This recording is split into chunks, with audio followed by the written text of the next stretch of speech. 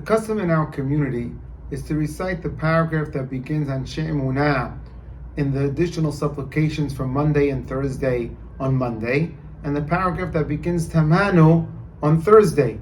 In other communities, both paragraphs are recited on Mondays and Thursdays. One of the earliest sources with our custom is Rabbi Moshe Negrin, a 16th century Kabbalist who lived in Greece and in the land of Israel. In his book Rosh HaShmurot, he wrote that the custom developed in his times to recite Anshe Emunah on Mondays and Tamanu on Thursdays.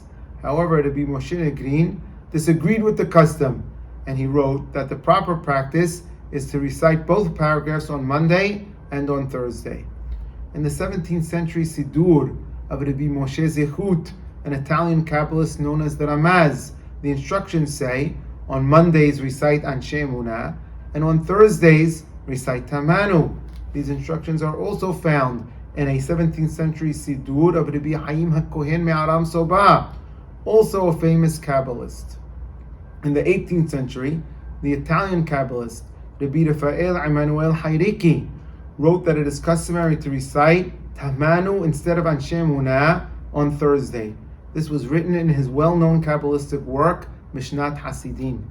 And in the 19th century, the popular Middle Eastern Siddur Bet Obed wrote that some have the custom to recite Anshe Emunah on Mondays and Tamanu on Thursdays, but that it's proper to recite both paragraphs on both days, which is the custom in the land of Israel. This was quoted by Rabbi Haim Menashe Setehon as the custom of the land of Israel in his book Eretz Hayim, and also by Hakam Obadiah Hadaya in his responsa Yaskil Abdi, also noting that it's proper mystically to recite both paragraphs on both days. Interestingly, Hakam Abraham Hamway in his Silihot book Bet El wrote, in our land Aram Soba, Halab, we say Anshe Emunah on Mondays and Tamanu on Thursdays, but in many other places they say both paragraphs on both days, and that is correct. This book was published in 1878. So while he documents our custom of Anshe Emunah on Mondays and Tamanu on Thursdays, he expresses his personal preference for the custom in other places where they recite both paragraphs on both days.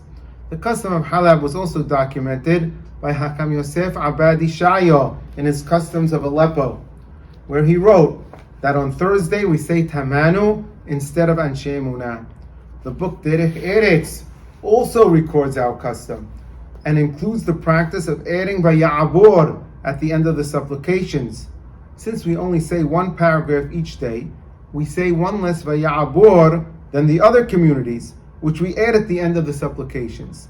This custom was attested to by Hakam Yitzhak Tawil alav Shalom and is found in the instructions of the Siddur Olat HaShahar that was printed in Halab in the year 1915. Rabbi Shlomo Saka Antebi quoted Hakam Yitzhak Tawil as teaching that even though our custom is Anshe Emunah on Mondays and Tamanu on Thursdays all year round, during the Aseret Yemei Teshuvah, the Mondays and Thursdays between Rosh Hashanah and Yom Kippur, both paragraphs were recited on both Monday and Thursday in Halab. There are other Middle Eastern communities that also have the custom of Anshe Emunah on Monday and Tamanu on Thursday, including Tunisia and the city of Fez in Morocco. The original custom of Baghdad was also like Halab until it was changed by the Ben Ish Hai towards the end of the 19th century to say both paragraphs on both days. So the custom of Anshe Emunah on Monday and Tamanu on Thursday dates back to the 16th century. It was practiced in Halab and in some other Middle Eastern communities. The custom in the land of Israel and yet other communities was to recite both paragraphs on both Mondays and Thursdays. In Halab, the custom developed to add VaYa'abor at the end of the supplications to make up for the skipped paragraph. This was the custom all year round. However, on the days between Rosh Hashanah and Yom Kippur, in Halab they recited both Anshe Emunah and Tamanu on Monday and on Thursday.